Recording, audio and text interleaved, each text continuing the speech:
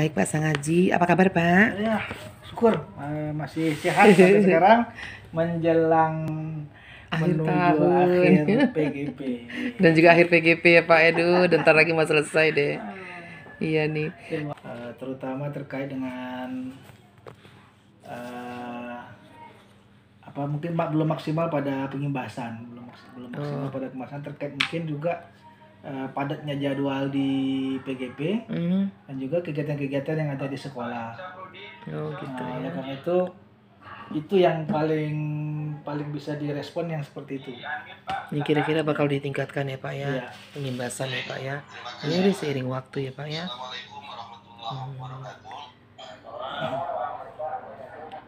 Lalu kira-kira apa rencana Bapak ke depan nih Pak ya, yang akan Bapak lakukan mengenai kompetensi guru penggerak yang Bapak miliki? Kita dorong juga Bu agar kalau kita kan di PK ya, di SMK kan istilahnya PK ya. Vocational itu. Center of Excellence gitu kan. Kalau di SMA, jenjang SMA, SMP kan sekolah penggerak gitu kan. Kalau kita istilahnya SMK PK, gurunya pusat keunggulan. Iya. Nah, jadi kita masih berharap bersama kepala sekolah sama tim manajemen sini kita bisa coba di 2003 untuk PK 2023. Dia ada beberapa skema yang bisa kita challenge di situ. Kita membuat propose, kita ajukan nanti sesuai dengan persyaratan-persyaratan yang diminta oleh Dirjen Vokasi melalui Direktorat PSMK. Lalu kira-kira siapa yang akan Bapak libatkan untuk meningkatkan kompetensi guru penggerak? Jadi terkait dengan rencana tadi itu kita sudah mulai di awal di pertengahan November kemarin dari perencanaan berbasis data. Jadi pijakannya adalah rapor sekolah kita. Di rapor sekolah itu kan terbaca aspek-aspek apa yang menjadi titik kelemahan kita dalam apakah di sisi literasi, numerasi, karakter. Nah, dari basis data itulah kemudian memunculkan program-program untuk menyelesaikan persoalan-persoalan yang masih terbaca oleh hasil rapor sekolah. Lalu setelah Bapak menjalani 6 bulan pendidikan guru penggerak, ini kan pendidikan Bapak udah mau selesai nih Pak ya, bakal mau diwisuda sama Mas Menteri.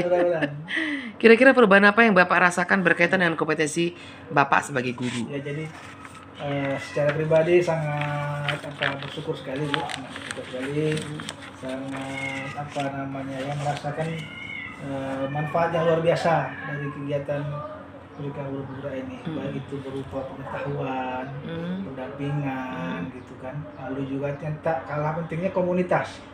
Komunitas kita berada di dalam CGP khususnya Kota Dumai, 25 guru ini kami banyak belajar, banyak mengambil praktik baik dari rekan-rekan sesama CGP. Maka kalau boleh sampaikan, sebetulnya 6 bulan ini ingin ditambah gitu kan. Walaupun padat kita ya, dibebani dengan katakanlah tagihan-tagihan, tetapi dari situ kita belajar, dari situ kita tanpa sadar kita berubah cara kita memandang proses pembelajaran, terutama di modul-modul awal itu paradigma kita dibongkar sama sekali dengan modul-modul itu, sehingga kita memahami hakikat pendidikan itu. Kan ketika itu muncul, berarti selama ini dalam tanda kutip ya, saya berdosa nih sebagai guru ketika katakanlah tidak melakukan pembelajaran berdiferensiasi, aspek sosial emosional tidak dilakukan dengan secara tepat, seperti hal-hal seperti itu. Gitu ya. Jadi banyak pada diri ya Pak ya. Iya, sekali. Diri sendiri di keren nih Pak Haji nih. Lalu kira-kira perubahan apa yang bisa Bapak rasakan terjadi pada siswa Pak? Ya, jadi dengan pembelajaran yang memang berpusat pada murid itu yang di garis bawah betul kan, pembelajaran yang berpusat pada murid. Jadi memang anak-anak semakin senang, murid-murid semakin aktif, dia tergali potensi dia.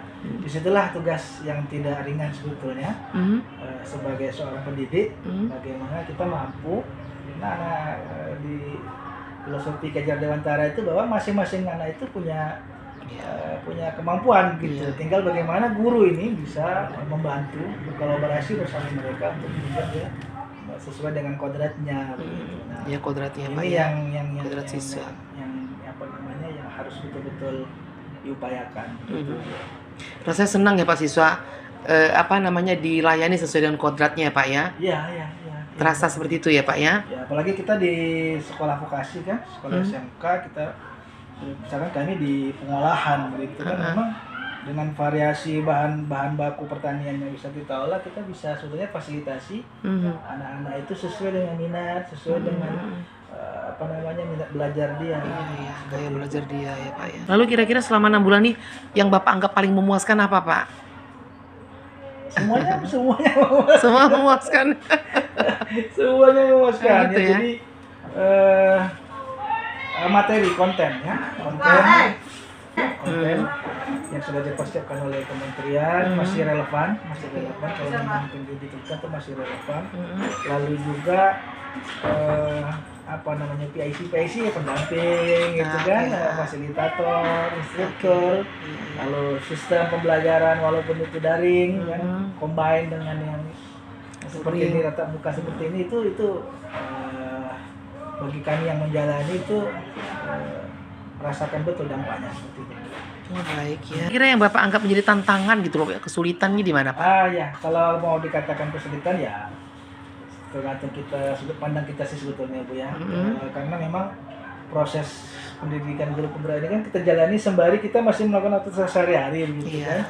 Jadi otomatis beban kerja, beban tugas kita menjadi bertambah. Nah, kemampuan seorang CGP bagaimana dia memanage waktu, terutama waktu, agar setiap tugas itu dapat selesai, baik tanggung jawab dia di sekolah, atau mungkin ada tambahan-tambahan tugas gitu kan. Kemudian juga penyelesaian apa namanya tagihan-tagihan atau kolaborasi sesama CGP di dalam LMS seperti itu. Jadi kalaupun mau dibilang beban sebetulnya ya tidak terlalu, ya tergantung kita sih Bu sebetulnya. Bisa dikatakan kesulitan tapi bisa diatasi ya Pak ya. Iya, kita harus disitulah bagaimana kita diuji juga kan, kita ditempa juga bagaimana kita bisa menyesuaikan, mengatur ritme pekerjaan kita. Akhirnya ya sedikit mengurangi waktu tidur katakanlah seperti gitu itu. Ya. Memang kalau CGP gitu Pak ya, bisa kegiatan bisa sekaligus sekian gitu ya. Gitu. Namanya juga guru penggerak ya Pak ya. Sekarang kita masuk ke penilaian pemetaan aset ya Pak ya. 60 derajat. Kira-kira siapa aktor yang terlibat pada proses pemetaan aset yang Bapak lakukan sebelumnya? Karena kita di sekolah, tentu saja yang paling terlibat itu di situ adalah kepala sekolah dan manajemen sekolah. Kemudian juga seluruh majelis guru ya, guru, tenaga pendidikan yang ada di sekolah. Nah itu kita ada tambahan juga, kalau kita di sekolah SMK kejuruan itu kita tidak bisa berdiri sendiri tanpa melibatkan dunia industri. Misalkan dari awal kita juga merumuskan visi misi sekolah, kemudian penyelarasan kurikulum, kita memperluas itu akses dengan industri, termasuk juga sekarang dengan perguruan tinggi vokasi. Dengan perguruan tinggi vokasi, bagaimana mereka bisa menjembatani atau memfasilitasi atau mereview terkait kerjasama atau keterhubungan antara sekolah dengan dunia kerja. Di situ di tengah-tengahnya ada perguruan tinggi vokasi. Bagaimana proses Bapak dalam menemukan atau mengidentifikasi sumber daya yang ada di sekolah Pak? Ya, karena kita sudah menjalani hari-hari ya Bu ya. Hari-hari kita berada di sini beraktivitas di sekolah pada cukup lama. Jadi itu tidak terlalu rumit karena ya udah mendarah daging begitu, kita memahami lah potensi sumber daya. Bahkan ada satu sudut pandang dari kepala sekolah bagaimana kita merubah masalah itu menjadi sebuah kekuatan gitu. Jadi katakanlah siswa gitu kan, siswa kita murid kita sekarang 730 orang gitu. Mungkin sebagiannya dari kalangan kurang mampu katakanlah seperti itu kan. Kita tidak boleh memandang secara negatif gitu. Bagaimana kita merubah itu, mereka yang sekarang dalam sudut pandang secara ekonomi, katakanlah mereka kan pemegang kartu Indonesia Pintar begitu ya, PIP, itu adalah kekuatan gitu. Jadi bagaimana merubah satu kelemahan itu menjadi aset. Jadi kita Oke. Kan di guru penggerak juga diberikan pencerahan atau dibuka paradigma kita bahwa jangan-jangan banyak aset-aset di Iya, sekeliling kita yang yang kita kita nggak sadar belum ya. optimalkan gitu. Nah, Oh, jadi saat ini mencoba merubah paradigma ya Pak ya, bahwa yang tadinya dianggap tantangan tuh adalah sebenarnya aset ya Pak ya. aset, Tergantung gimana mengelola ya aset Pak ya ya. guru, kita punya guru 41 orang begitu kan, itu Ha-ha, kan aset. Tinggal aset bagaimana ya. kita bisa. Termasuk guru-guru yang barangkali dalam tanda kutip kurang bisa berkolaborasi, Iya kan ada dianggap aset seperti ya. itu, di namanya apa namanya variasi apa namanya guru-guru ya, Hmm, kompetensi, kemudian juga. Nah kalau ini bisa dikolaborasikan itu adalah aset gitu. iya. Udah sampai ke sana ya Pak ya? Ya, itu Atau proses ya? Ya memang sedang proses. Proses. Proses. Ini keren nih Pak ya. Tidak mudah itu. Jadi bisa semua kendala jadi aset ya Pak ya. Ya, Ketika Bapak merasa berhasil mengidentifikasi sumber daya tadi, lalu yang sempat Bapak sampaikan tadi, oh ini ternyata tantangan bisa berubah jadi aset. Gimana perasaan Bapak, Pak? ya ketika kita dari satu demi satu bisa mengurai katakanlah benang kusut gitu ya. Mm-mm. Misalkan dari proses pembelajaran. Misalkan hari ini kita nih ujian gitu kan, atau penilaian akhir semester gitu. Mm-mm. Kita membuat terobosan gitu. Selama ini mungkin kita paper base begitu. Dan mulai beberapa tahun kebelakangan kita coba kombinasikan Mm-mm. dengan yang daring begitu, apa tidak lagi les paper begitu kan. Yang awalnya mungkin kekhawatiran merubah sesuatu yang baru begitu kan, biasanya kan ujian pakai kertas, ada pengawas segala macam begitu kan. Nah, kita buat seperti kita juga di PGP kan ujian juga berbasis LMS Iya. begitu, post test, pre test itu kita lakukan di sekolah terhadap anak-anak kita, mulai dari pembelajaran sampai ke normatif sampai ke penilaian akhir semester kita Ya, bisa gitu lakukan ya. itu. Sampai asematif ya. Kira-kira apa Pak sumber daya yang belum Bapak temukan dalam proses yang sudah berlangsung ini Pak? Kita ada di sekolah ya, kalau terkait dengan sekolah ya Bu ya. Mm-mm. Kita ada 7 kompetensi Mm. yang tidak hanya berbasis pertanian. Terkait tadi dengan kalau kita di sekolah kejuruan itu industri. Jadi kita ingin tingkatkan lagi kolaborasi dengan dunia industri, link and match itu. Karena agar anak-anak kita itu bisa sepenuhnya terserap. Anak-anak kita bisa sepenuhnya terlatih. Jadi ikut keterlibatan dunia industri sana itu bisa lebih maksimal. Kalau sekarang kan belum sampai pada taraf itu. Nah, jadi mungkin sampai kapanpun tidak akan ada pernah berhentinya. Tapi kita pasti sebagai sekolah yang ingin mengantarkan anak-anak ini ke sebuah keadaan yang lebih baik secara ekonomi dan seterusnya. Bagaimana kerjasama kita, bagaimana interaksi kita, kolaborasi kita dengan dunia industri, terutama yang ada di lingkungan kita dulu. Di rumah ya Pak ya. Di sekitar sekolah begitu. Kira-kira 7 kompetensinya bisa dijelasin Jadi disebutkan Pak? ada 3 yang berbasis pertanian kan, pertanian, ada agronominya, agrobisnis tanaman, kemudian kita ada di pengolahan, saya sendiri ada di pengolahan, di pasca panen, lalu ada mekanisasi. Teknik pertanian, keteknikannya. Terkait dengan itu kita juga mengembangkan komputer jaringan. Jadi ada yang nanam, ada yang olah, ada yang mesinnya, dan ada yang iklannya begitu kan, dan ada yang menghitung dari sisi akuntansi dan keuangan lembaganya. Dan kita tambah lagi teknik energi terbarukan, biomasa. Sekeliling kita kan potensinya kelapa sawit gitu kan. Dan sekarang berkembang ini biodiesel, produsen biodiesel kan di sekeliling sekolah kita ini gitu ya, butuh tenaga kerja. Yang dari limbah itu mereka bisa olah jadi energi. Kita juga sudah 2 tamatan itu yang teknik energi biogas, dan terakhir teknik bisnis sepeda motor. Kalau ketersediaan guru cukup ya Pak ya? Atau sumber daya guru untuk? Kalau dibilang cukup masih kurang. Tapi tadi bagaimana kita maksimalkan aset yang ada. Begitu. Guru harus mau terus belajar. Improvisasi ketika kemampuan diri dia. Jadi dengan pemetaan aset berarti segala sesuatunya memungkinkan ya Pak ya? Harus memungkinkan. Sekarang kita bicara tentang persiapan panen hasil belajar, Pak. Iya. Ini, Pak ya. Tanggal 19 Bu jadi Bu. 17-18. Oh, 17-18. 18 ya, Sabtu Minggu ya, Pak ya. Sabtu dan Ahad. Ini kira-kira 2 minggu lagi. Kira-kira apa ide Bapak untuk persiapan hasil belajar pada Loka 7? Iya. Jadi pada Loka terakhir ya. Iya. Panen hasil belajar kan kita sudah diskusi juga ya, dengan CGP yang lain gitu kan. Sudah ada sih oretan begitu kan. Tinggal lagi mau kita finalisasi nih apakah perform. Jadi yang pasti kan nanti ya kita berharap dari PP 205 ada yang sebagai narasumber ya, ada yang sebagai narasumber. Iya, benar Pak.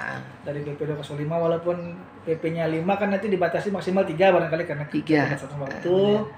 Ya, minimal 1 lah dari PP 205 bisa sebagai narasumber dari praktik baik yang bisa kita sharing.